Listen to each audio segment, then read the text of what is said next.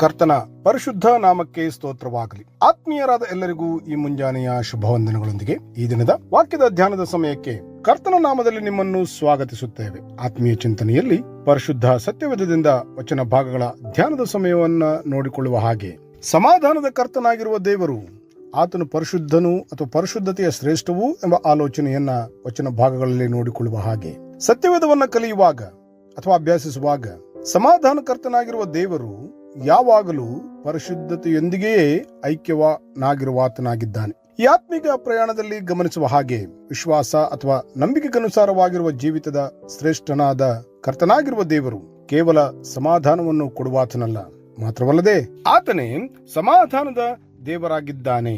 ಅಂದರೆ ಆತನ ಸಾನ್ನಿಧ್ಯವು ಯಾವಾಗಲೂ ಶಾಂತಿಯ ಕಡೆಗೆ ನಡೆಸುವಂತದ್ದಾಗಿದೆ. ಇಲ್ಲಿ ಗಮನಿಸಬೇಕಾದಂತಹ ಒಂದು ಆಳವಾದ ಮಾತೇನೆಂದರೆ, ದೇವರ ಸಮಾಧಾನವೆಂಬುದು ಯಾವಾಗಲೂ ಪರಿಶುದ್ಧತೆಯೊಂದಿಗೆ ಕೂಡಿರುವ ಸಮಾಧಾನವಾಗಿದೆ ಎಂದು ಅನೇಕ ವಚನ ಭಾಗಗಳಲ್ಲಿ ತಿಳಿಯಬಹುದಾಗಿದೆ. ಮುಂದಿನ ಒಂದೆರಡು ವಚನಗಳನ್ನ ಈ ಅಂಶದಲ್ಲಿ ಕ್ಲುಪ್ತವಾಗಿ ನೋಡಿಕೊಳ್ಳುವ ಹಾಗೆ, ಆದ್ದರಿಂದ ದೇವರ ಸಮಾಧಾನವನ್ನು ಸಮಾಧಾನಕರ್ತನಾಗಿರುವ ದೇವರಿಂದ ಹೊಂದಬೇಕಾದರೆ ಪರಿಶುದ್ಧ ಜೀವಿತವನ್ನು ಅನುಸರಿಸುವುದೇ ಪ್ರಾಮುಖ್ಯವಾದ ಸಂಗತಿಯಾಗಿದೆ. ಈ ವಿಶ್ವಾಸ ಜೀವಿತದಲ್ಲಿ ಅಥವಾ ಈ ಆತ್ಮೀಯ ಪ್ರಯಾಣದಲ್ಲಿ ಗಮನಿಸುವ ಹಾಗೆ, ನಿರಂತರವಾಗಿ ಕಾಣುವ ಹಾಗೆ ಪಾಪವನ್ನು ಬಿಟ್ಟವರಾಗಿ, ದೇವರ ರಾಜ್ಯಕ್ಕೆ ವಿಧೇಯರಾಗಿ, ಪ್ರಾರ್ಥನೆಯಲ್ಲಿ ಸ್ಥಿರರಾಗಿದ್ದವರಾಗಿ ಕ್ರಿಸ್ತನನ್ನು ಅನುಸರಿಸಿದಾಗ ದೇವರ ಸಮಾಧಾನವು ನಮ್ಮ ಹೃದಯಗಳನ್ನು ಕಾಯುತ್ತದೆ.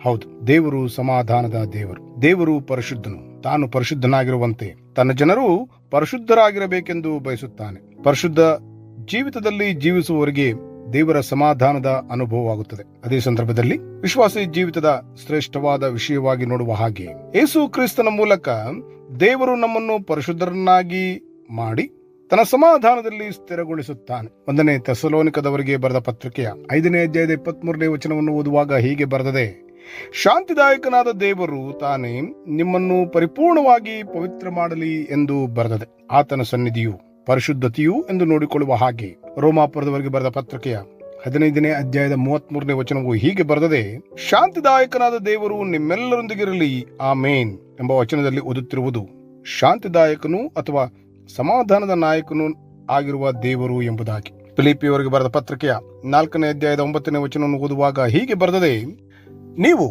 ಯಾವುದನ್ನು ನನ್ನಿಂದ ಕಲಿತು ಹೊಂದಿದಿರೋ ಮತ್ತು ಯಾವುದನ್ನು ನನ್ನನ್ನು ಕೇಳಿ ಕಂಡಿರೋ ಅದನ್ನೇ ಮಾಡುತ್ತಾ ಬನ್ನಿರಿ. ಹೀಗೆ ಮಾಡಿದರೆ ಶಾಂತಿದಾಯಕನಾದ ದೇವರು ನಿಮ್ಮೊಂದಿಗಿರುವನು ಎಂದು ಬರೆದಿದೆ. ರೋಮಾಪುರದವರಿಗೆ ಬರೆದ ಪತ್ರಿಕೆಯ 15ನೇ ಅಧ್ಯಾಯದ 13ನೇ ವಚನವನ್ನು ಓದುವಾಗ, ನಿರೀಕ್ಷೆಯ ಮೂಲನಾದ ದೇವರು ನಂಬಿಕೆಯಿಂದುಂಟಾಗುವ ಸಂತೋಷವನ್ನು ಮನಃಶಾಂತಿಯನ್ನು ನಿಮಗೆ ಪರಿಪೂರ್ಣವಾಗಿ ದಯಪಾಲಿಸಿ, ನೀವು ಪವಿತ್ರಾತ್ಮನ ಬಲಗೂಡಿದವರಾಗಿ ನಿರೀಕ್ಷೆಯಲ್ಲಿ ಅಭಿವೃದ್ಧಿಯನ್ನು ಹೊಂದುವಂತೆ ಅನುಗ್ರಹಿಸಲಿ ಎಂದು ಬರೆಯಲ್ಪಟ್ಟಂತೆ. ಇದರೊಂದಿಗೆ ಇನ್ನೂ ಅನೇಕ ವಚನ ಭಾಗಗಳಲ್ಲಿ ಗಮನಿಸುವ ಹಾಗೆ, ಆತನ ಅಂದರೆ ಸಮಾಧಾನದ ಕರ್ತನಾದ ದೇವರ ಸಾನ್ನಿಧ್ಯದ ಪರಿಶುದ್ಧತೆಯು ಯಾವಾಗಲೂ ಸಮಾಧಾನದ ಕಡೆಗೆ ನಡೆಸುವಂತದ್ದಾಗಿದೆ ಎಂಬುದಾಗಿ. ಒಟ್ಟಿನಲ್ಲಿ ಹೇಳುವ ಹಾಗೆ, ಈ ವಚನ ಭಾಗವು ವಿಶ್ವಾಸಿ ಜೀವಿತಗಳಿಗೆ ಒಂದು ನಿಶ್ಚಯವಾದ ದೃಢೀಕರಣವಾದ ಆಶೀರ್ವಾದವನ್ನು ಮಾತನಾಡುತ್ತಾ ಇದೆಯಷ್ಟೆ. ಹೇಗೆಂದರೆ, ದೇವರು ಶಾಂತಿ ಮತ್ತು ಸಮಾಧಾನದ ಮೂಲವಾಗಿದ್ದಾನೆ.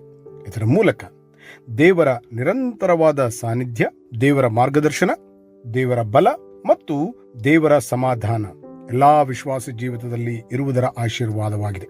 ಹೇಗೆಂದರೆ, ಈ 15ನೇ ಅಧ್ಯಾಯವನ್ನ ಪರಿಪೂರ್ಣವಾಗಿ ಅಭ್ಯಾಸ ಮಾಡುವಾಗ ಪೌಲನ ಮಾತು ಕೊನೆಯ ವಚನವಾಗಿದೆ.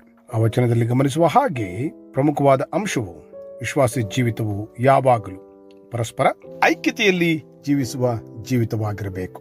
ವಿಶ್ವಾಸಿ ಜೀವಿತವು ಸ್ವೀಕರಿಸುವ ಮನೋಭಾವವುಳ್ಳದ್ದಾಗಿರಬೇಕು. ವಿಶ್ವಾಸ ಜೀವಿತವು ಸೇವಾ ಭಾವ ಹೊಂದಿರಬೇಕು.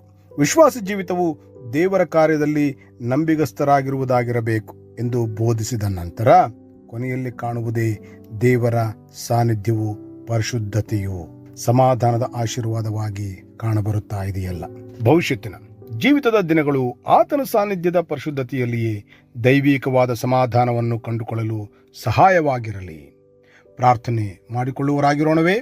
ನಂಬಿ ಪ್ರಾರ್ಥಿಸುವ ಎಲ್ಲರನ್ನೂ ಒಳ್ಳೆಯವನಾಗಿರುವ ಕರ್ತನು ತಾನೇ ಆಶೀರ್ವದಿಸಿ ಕಾಪಾಡಿ ನಡೆಸಲಿ. ಆಮೇನ್. ಈ ಕಾರ್ಯಕ್ರಮದ ಬಗ್ಗೆ ನಿಮ್ಮ ಅಭಿಪ್ರಾಯ, ಸಲಹೆಗಳು ಹಾಗೂ ಯಾವುದೇ ಪ್ರಾರ್ಥನಾ ಮನವಿಗಳಿದ್ದಲ್ಲಿ ನಮ್ಮ ದೂರವಾಣಿ ಸಂಖ್ಯೆಗೆ ನೀವು ಕರೆ ಮಾಡಬಹುದು. ನಮ್ಮ ದೂರವಾಣಿ ಸಂಖ್ಯೆ 9902606453. ನಿಮ್ಮ ಅಭಿಪ್ರಾಯಗಳನ್ನು ಇಮೇಲ್ ಮೂಲಕವೂ ನಮಗೆ ತಿಳಿಸಬಹುದು. ನಮ್ಮ ಇಮೇಲ್ ID info@fibaonline.org. ವಂದನೆಗಳು.